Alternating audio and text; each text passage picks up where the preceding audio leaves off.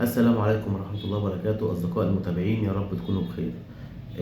هنتكلم عن موضوع إمام عاشور واللي حصل امبارح مع إمام عاشور، وإن إمام عاشور رفض الذهاب مع بعثة الأهلي المتوجهة إلى تنزانيا لخوض مباراة يانج أفريكانز يوم السبت اللي هو بكرة إن شاء الله الساعة 3 العصر. طب إمام عاشور ما راحش، الناس اتفاجئت طبعا في المطار إن إمام عاشور مش موجود، فابتدوا يعملوا اتصالاتهم مع المشرفين على الكرة في النادي الأهلي، وكل الناس في النادي الأهلي بيرنوا على إمام عاشور مش بيرد، قفل تليفوناته، محدش عارف هو فين. ولكن البعثة كملت في المطار، سافرت إلى تنزانيا وراحوا هناك بدون إمام عاشور. في ظل الأحداث اللي حصلت دي راح طلع النادي الأهلي بقرار تأديبي، وهو تغريم إمام عاشور 1.5 مليون جنيه وإيقافه لمدة أسبوعين نظرا لتخلفه عن البعثة النادي الأهلي. القرار ده جه لجن إمام عاشور لغاية النادي الأهلي طلع البيان، هو ما كانش بيرد على حد.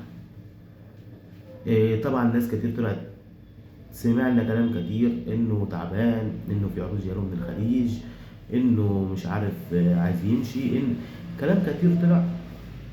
ولكن أنا عايز بس أوجه رسالة لأي شخص في مجال كرة القدم ده حابب يكمل، أو هو نجم في فريقه، أو هو ذو شخصية داخل الملعب. وأنت ذو شخصية داخل الملعب ولعيب حريف وعقليتك في الملعب 100 110 على 10، نصيحتي ليك زي ما عقليتك في الملعب بتديها 100%، ركز في عقليتك بره، ما تسمعش لحد. إمام عاشور مسلم ودنه لوكيل أعماله اللي هو آدم وطني، اللي هو أصلا مش بيحب النادي الأهلي. آدم وطني ده كاره للنادي الأهلي. آدم وطني ده خلي بالك هو كان نفسه هو وكيل وسام أبو علي اللي خلاه مشي من النادي الأهلي. تمام. آدم وطني هو وكيل إمام عاشور اللي تلاقيه هو اللي وزه وهو اللي كلمه لا ما تروحش مع طبعا ناس كتيرة بقى قالت لك اصلك امام عاشور عشان حوار ضربة الجزاء بتاعته دي دجلة، اصلك في عروض جايله من بره، اصل مش عارف عقده، اصل عايز عايز يزود عقده، كلام كتير سمعناه. ولكن النادي الاهلي خد القرار الصحيح. النادي الاهلي موضوع اتقفل خلاص، مفيش حد فوق النادي الاهلي. انت لو شايف نفسك فوق النادي الاهلي يبقى ما تجيش، او فاكر نفسك هتلوي دراع النادي الاهلي يبقى انت بتحلم. ولكن قصة بالمختصر المفيد، إمام عاشور هيتخصم من مرتبه، هيتوقف أسبوعين.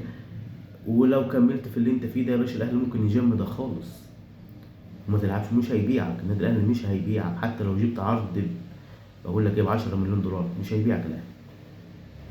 لأن النادي الأهلي عنده سيستم ماشي عليه، ما بيتلويش دراعه بأيا كان. أنت يا باشا عندك عرض يا باشا جايلك من أي حتة، بتروح تتواصل مع الإدارة، يا باشا أنا جايلي عرض الفلاني عايز أمشي بس والسلام عليكم.